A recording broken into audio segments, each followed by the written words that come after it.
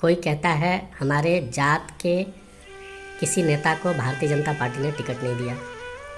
कोई कहेगा कि भारतीय जनता पार्टी सड़े हुए कैंडिडेट को टिकट दे देती है।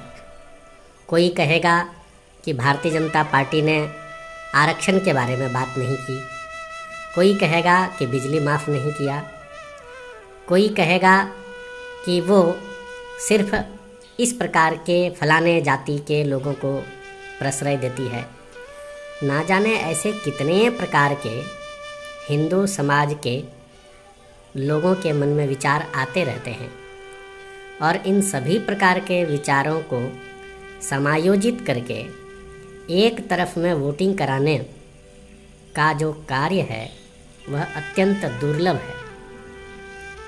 हिंदू समाज ऐसे ही ना जाने कितने अपने अपने निजी विचार और निजी मुद्दों के आधार पर बिखरते जा रहे हैं, किंतु जो विरोधी हैं उनमें कोई बिखराव नहीं। उन्हें अपने जाति के लोगों को टिकट मिला या नहीं उससे कोई फ़र्क नहीं पड़ता। बिजली की माफ़ी से उसको कोई फ़र्क नहीं पड़ता। आरक्षण से उसको कोई फ़र्क नहीं पड़ता। उसको अपने समाज के मान सम्मान से कोई फ़र्क नहीं पड़ता। उसको कोई विकास से कोई फ़र्क नहीं पड़ता।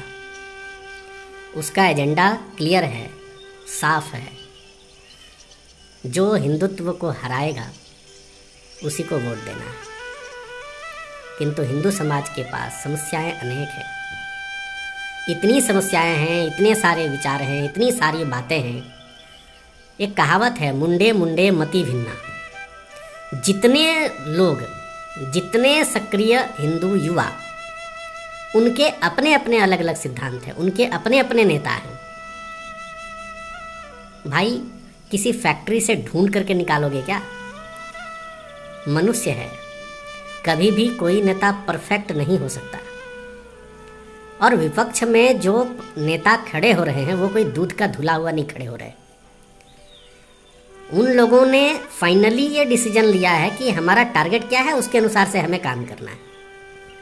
किंतु हिंदू समाज जो सबसे अधिक कटने छटने मिटने की स्थिति में पहुंच चुका है, माफ़ कीजिएगा, अभी ये जो बात बोल दिया तो इस पर भी लोग बोलेंगे बीजेपी को तो कुछ करता नहीं, जब वोट का समय आता है तो केवल यही सब डर पैदा करता है।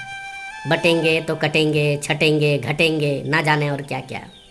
भाई कोई बात नहीं है, भारतीय जनता पार्टी को कोई कुछ घंटा फर्क नहीं पड़ने वाला है। हिंदू समाज आपको जो भी सोचना है, समझना है, वो सोचते रहिए, समझते रहिए। याद रखिए, घर आपका ही उजड़ने वाला है। फटना तो आप ही के ऊपर में बम है। भारतीय जनता पार्टी का जो नेता है उसके ऊपर में बम नहीं फटना है। बात बाकी अभी अगर यदि देखें, थोड़ा आँख कान बुद्धि ज्ञान अगर लगा करके विचार करें, देखें, सुने, समझें, तो सब कुछ आपको सीधा सीधा समझ में आएगा, स्पष्ट दिखेगा, आईने की तरह दिखेगा। किंतु आपको देखना नहीं है ना, आपको तो अपने हर्ट, अपना जो ईगो है उसका सेटिस्फैक्शन चाहिए। किस लालच में, किस सोच के कारण से क्यों भटक रहे हैं, कुछ नहीं पता। अरे भाई नेता ठीक नहीं है तो किसी के लिए पार्टी ठीक नहीं है, किसी के लिए योजना ठीक नहीं है, किसी के लिए फलाना नहीं है, ढिकाना नहीं है। आप सुरक्षित रहेंगे तो आरक्षण भी आप मांग सकते हैं। आप सुरक्षित रहेंगे तो अपने समाज के लिए, जो अपना जाति बिरादरी का है, उसका भी कोई न कोई कार्यकर्ता कभी न कभी नेता बन सकता है। जब आप ही ठीक नहीं रहेंगे, जब आपका ही घर नहीं बचेगा तो घंटा उखाड़ेंगे, बहुत ज़्यादा समय नहीं लगेगा। इस्लामिक राष्ट्र बनाने की जो योजना चल रही है और ईसाइयों के द्वारा जो ईसाई राष्ट्र घोषित करने की योजना चल रही है, उसमें अभी भारत के अंदर में नंबर 1 पर झारखंड है। मेरे बातों पर यकीन ना करें, केवल अपने आँख कान नाक मुंह सब खोल करके चारों तरफ में ध्यानपूर्वक देखें, अपना बुद्धि विवेक लगा करके समझने की कोशिश करें। सब जगह आपको दिखेंगे और ज़्यादा समय इंतज़ार नहीं करना पड़ेगा। कीजिए फिर अपने मन का, हमें कोई एतराज़ नहीं है भाई। किंतु वर्तमान समय में लाख बुराई है भारतीय जनता पार्टी में। कम से कम वो हिंदू हित के बारे में बोलता तो है। बाकी हो सकता है कि 2 रुपया कम 2 रुपया ज़्यादा का लेन देन हो सकता है कि विकास में कुछ कम या ज़्यादा हो, वो सब बातें मान्य हैं। किंतु यदि आप ही सुरक्षित नहीं तो बाकी सबका क्या करना है? विचार तो करना पड़ेगा। अभी नहीं तो फिर कल का अवसर आपको मिलने वाला नहीं है। 2029 आते आते झारखंड के अधिकांश विधानसभा क्षेत्रों का डेमोग्राफिक बिल्कुल परिवर्तित हो चुका होगा।